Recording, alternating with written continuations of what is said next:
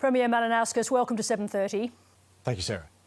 Can you explain what changes today in terms of political donations in South Australia, how it's going to work? Well, today in the state of South Australia, it becomes illegal for any political party or any member of parliament or a candidate to receive any donation for the purposes of their election or re-election. And it's a very significant reform that we have pursued because, frankly, it's our view that money in politics is having a pernicious impact at the very least, in terms of people's perception on the strength of our democracy. And I don't believe there are too many Australians who want to see us go down to the US path, where we see industrial scale fundraising efforts in a way that distracts politicians rather than allowing them to focus on the job at hand, which is better representing the people of their constituency and putting effort into policy reform. Now, just before I ask you about exactly how it's going to work, I understand that the beginning of this, the inspiration for this came from a trip that you actually did to the US in 2014. As you've just said, industrial scale donations in the United States, an enormous impact on the way politics is done. But did you think that Australia was starting to move in the same direction? Is that what made you move? What I witnessed in 2014 in the US midterms, and of course it's only got worse since then, is that the best campaign managers insist that their candidates or members of Congress spend no less than 80% of their time fundraising. Now just think about that for a moment, Sarah. That means that instead of members of Congress or members of Parliament focusing their efforts on town hall meetings or policy development or engaging with legitimate stakeholders, instead they're becoming professional telemarketers so as to raise the funds that are necessary for their election efforts. Let's talk about what you're bringing in here. You want to arrest a decline in engagement in politics. What's going to replace those donations? How will political campaigns be funded? Well, we're doing it two ways, Sarah. The first thing is we're instituting very hard expenditure caps on both political parties and candidates, and then simultaneously increasing the level of public funding up to those expenditure caps. Most states, or in fact I think every jurisdiction around the country now, has publicly funded elections up to a point. What we're doing is putting in place a lower expenditure cap and then bringing the public funding up to that level, which then in turn gives us the ability to outlaw any fundraising efforts, with a couple of exceptions for non-incumbent parties or independent candidates. But apart from that, everybody else can't receive a donation, not from a union, not from a business, not from a wealthy individual.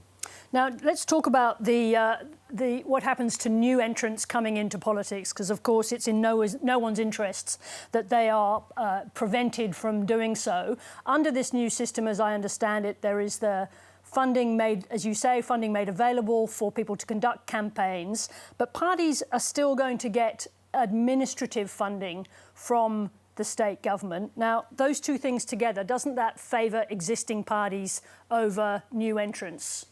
No, we've very deliberately crafted the legislation in concert with advice that we received from an expert panel and the advocacy of independent organisations like the Centre for Public Integrity to ensure that these reforms aren't about baking in incumbency. In fact, where we've ended up, I think the opposite is true, where now would-be candidates will be able to get access to public funding in a way that wasn't available to them in the past, while at the same time non-incumbent independent candidates and non-incumbent political parties will also be able to maintain their fundraising efforts.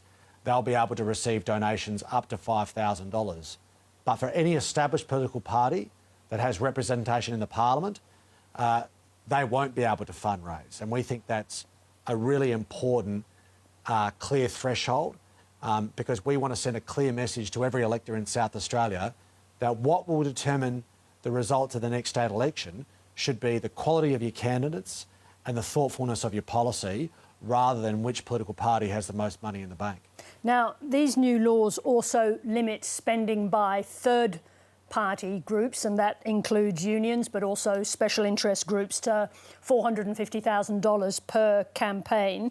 How much influence does $450,000 buy you in a state election? Well, not as much as it would be if it was unlimited. And what we're seeking to do is put a cap on this. And again, I think there is sound rationale behind that because Joe Public, for instance, doesn't necessarily have the means to be able to fund $450,000 for an advertising campaign on TV like the banks might, or a union might, or the mining industry might, or anybody else.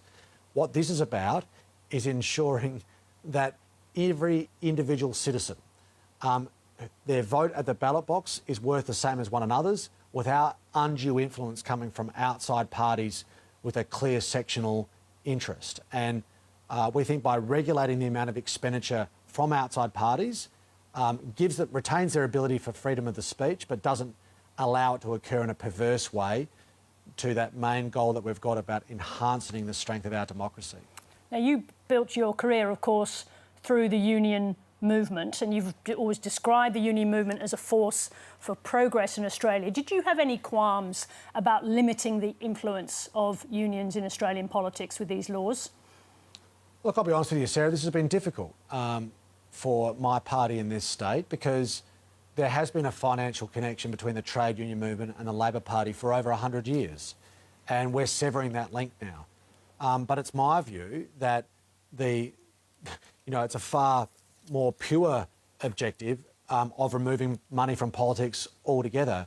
And if we as a Labor government want to get money out of politics from big business, then we've got to be willing to do it for unions as well in order to genuinely level the playing field. There's no doubt that many in my own team are critical of this reform by virtue of the fact we're giving up an advantage of incumbency. But we made a commitment at the last election that we wanted the last election to be the last where private money was funding the electoral process, and we're honouring that commitment at the next election, which is due in March next year. I just want to ask you one question about the Gulf. We've run a story there that includes a quote from one of your ministers who appears to be dismissing concerns that people have over the human rights record of Saudi Arabia as insincere or fake, and it's really all about people objecting to sporting events in Adelaide. Do you share Nick Champion's views? Oh, look, I think it's true that, Australia on a whole range of different levels, including at the highest levels in terms of trade and defence, chooses to actively engage diplomatically with Saudi Arabia. That wasn't my question. That's a decision. I'm asking you a very precise question. Your minister, Nick Champion, was saying that people who were objecting to the Gulf taking place in the centre of Adelaide were using Saudi Arabia's human rights record as a cover, that it's not a sincere concern. Do you share that view?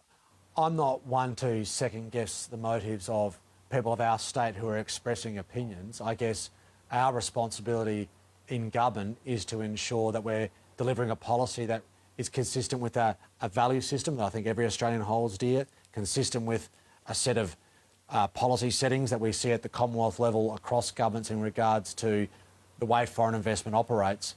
But I do think it's also fair to say, Sarah, that people who seek to conflate that foreign policy with a golf tournament might be getting a little ahead of themselves, particularly if they're not consistent in their application of that logic with other services such as Netflix or Live Nation running concerts which receive funds and investment from the same sources.